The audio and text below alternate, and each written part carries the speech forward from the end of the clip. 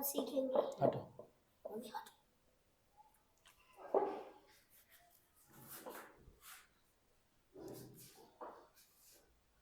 प्यारे बच्चों, एक बार फिर से आप सभी का अपने यूलियर्स इंस्टीट्यूट के इस ऑनलाइन क्लास में स्वागत है।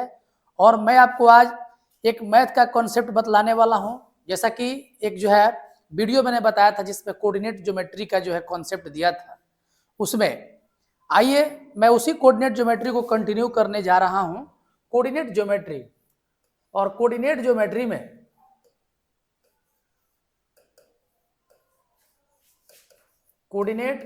में जिसको मैं बता रहा था, इसको मैं नियामक ज्यामिति कहता हूं।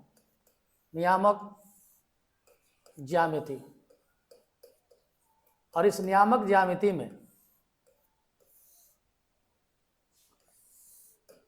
और इस नियामक ज्यामिति के कॉन्सेप्ट में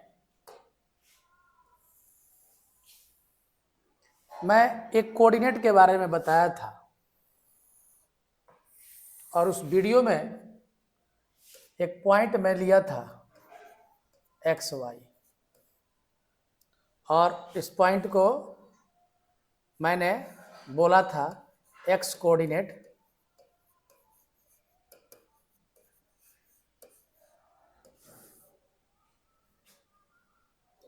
और इसको बोला था वाई कोऑर्डिनेट। इसको इंग्लिश में एब्सीसा कहते हैं, और इसको हिंदी में कहते हैं ऑर्डिनेट।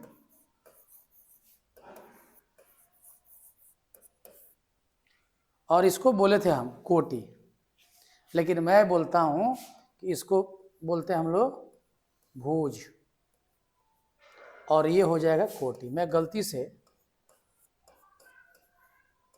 गलती से इसको बोल दिया था कोटि, तो अब मुझे लगता है कि अब सही है, ये भुज होगा और ये क्या होगा, कोटि होगा। लेकिन ज़्यादातर मैं इंग्लिश में ही बात करता हूँ कि एब्सीसा है ये, और ये ऑर्डिनेट है। कहीं कहीं भुज कोटि के रूप में भी कह देता है, इसीलिए। तो एक कोऑर्डिनेट अगर यहाँ दिया हुआ है, अगर 5 और 6, तो ये आपका 5 क्या होगा, भुज होगा, और ये 6 क्या होगा, कोटि होगा। ठीक है, ये कॉन्सेप्ट आपका हो गया क्लियर। इस कॉन्सेप्ट के बाद मैं आपको बताने जा रहा हूं आगे। एक बताया था फॉर्मूला, डिस्टेंस फॉर्मूला आपको बताया था मैं। तो आइए डिस्टेंस फॉर्मूला को देखते हैं कि डिस्टेंस फॉर्मूला क्या है। डिस्टेंस फॉर्मूला,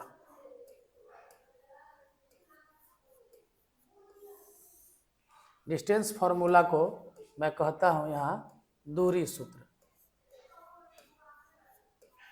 दूरी सूत्र। और इस डिस्टेंस फॉर्मूला में थोड़ा सा इसको एक पॉइंट आपका यहाँ है एक्स वाई, चाहे इसको कह देते हैं x1 और y1, और एक पॉइंट यहाँ कह देता हूँ x2 और y2, और यहाँ से ये पॉइंट क्या है, D है।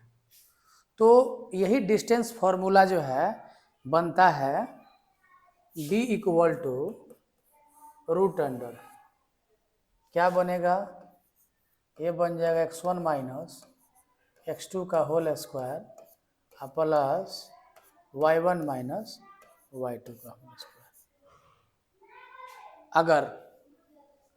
अगर ये पॉइंट यहाँ पर अगर हो x2 y2, अगर यहाँ पर हो x1 y1, तो ये बनता है distance formula D equal to root under x2 minus x1 का whole square plus y2 minus y1 का होल स्क्वायर। ये हो गया डिस्टेंस फार्मूला। डिस्टेंस फार्मूला के बाद से अब एक और पॉइंट मैं आपको बता रहा हूँ। आइए, डिस्टेंस फार्मूला के बाद से एक फार्मूला होता है section formula. Section formula, section formula. Section formula को हिंदी में हम लोग कहते हैं विभाजन सूत्र। विभाजन सूत्र। विभाजन सूत्र। विभाजन सूत्र में ये कोई लाइन है और इस लाइन में एक पॉइंट यहाँ दिया हुआ है x1 y1 और एक पॉइंट यहाँ दिया हुआ है x2 y2 और एक पॉइंट यहाँ A है और एक पॉइंट ये B है और एक पॉइंट ये क्या है C है और ये M और N के रेशियो में काट रहा है, ठीक है। और M और N के रेशियो में काट रहा है तो यह विभाजन जो है अंतः विभाजन होता है और तब जाके C का जो है फॉर्मूला होता है, आपको मैं बता दूं कि mx2 प्लस nx1 बटा m प्लस n कमा my2 प्लस ny1 बटा m प्लस n। इस विभाजन को हम लोग कहते हैं अंतः विभाजन। इस विभाजन को क्या कहेंगे हम लोग? अंतः विभाजन।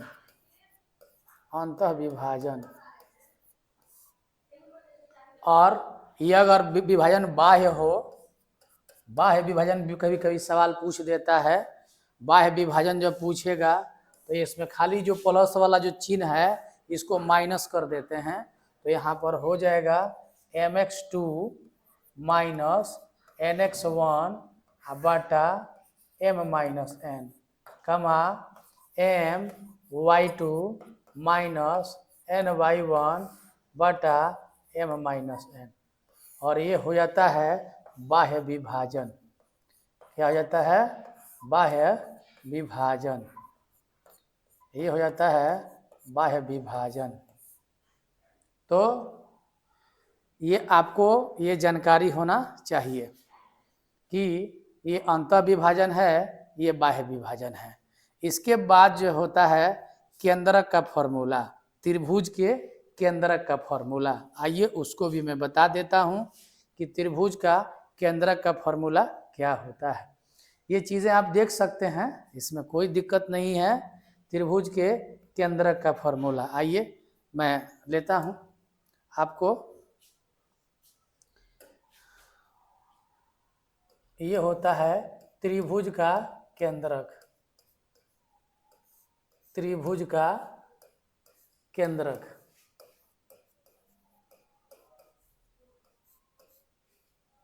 इसको हम लोग बोलते हैं सेंट्रोइड ऑफ ए ट्रायंगल। त्रिभुज का केंद्रक, जिसमें मैं बता देता हूँ कि यहाँ से एक त्रिभुज आपका सामने दिख रहा है और एक पॉइंट A जिसका नियामक है x1 y1 और इसका एक नियामक है x2 y2 और इसका एक नियामक है x3 y3।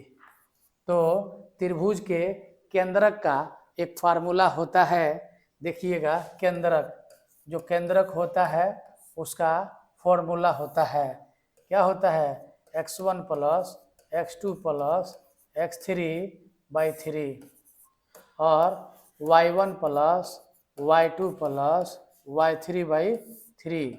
ये त्रिभुज के केंद्रक का फॉर्मूला हो गया। अब अगर इसी नियामक पर त्रिभुज के तीनों शीर्ष अगर दिए गए हैं और त्रिभुज के क्षेत्रफल का यदि अगर फॉर्मूला बताना हो तो कैसे बताएंगे? आइए त्रिभुज का क्षेत्रफल का भी एक फॉर्मूला हम लोग जान लेते हैं कि त्रिभुज का क्षेत्रफल का फॉर्मूला क्या होता है।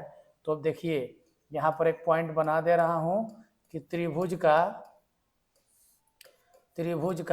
क्षेत्रफल, त्रिभुज का क्षेत्रफल। और मैं बता देता हूँ area of triangle, area of triangle, area of triangle, area of triangle. ये त्रिभुज आपको दिया गया है और यहाँ पर मैं बता दूं कि त्रिभुज का तीनों नियामक फिर वही होगा, x1 y1 दिया हो और इसका एक नियामक दिया हो x2 y2 और त्रिभुज का तीसरा नियामक दिया हो x3 y3। तो त्रिभुज का त्रिभुज का क्षेत्रफल, त्रिभुज का क्षेत्रफल का फॉर्मूला होता है 1/2 into x1 into y2 minus y3 plus x2 into y3 minus y1 plus x3 into y1 minus y2। और देखिए ये त्रिभुज के क्षेत्रफल का फॉर्मूला होता है। तो आप समझ गए होंगे, और ये चीज़ें जो है आपके 10th क्लासेस के बेसिक कोऑर्डिनेट ज्योमेट्री के जो है प्रॉब्लम्स हैं। और मैं अगले क्लास में जब मैथ का वीडियो लेकर आऊँगा तो मैं आपको इससे संबंधित कुछ क्वेश्चन को डील करूँगा, ठीक है। तो आज के इस एपिसोड में इतना ही, हम लोग मिलेंगे अगले क्लास में, बने रहेंगे। बेहतर जानकारी जो है के लिए यूलर्स इंस्टीट्यूट के ऐप को प्ले स्टोर से डाउनलोड करना ना भूलें। धन्यवाद।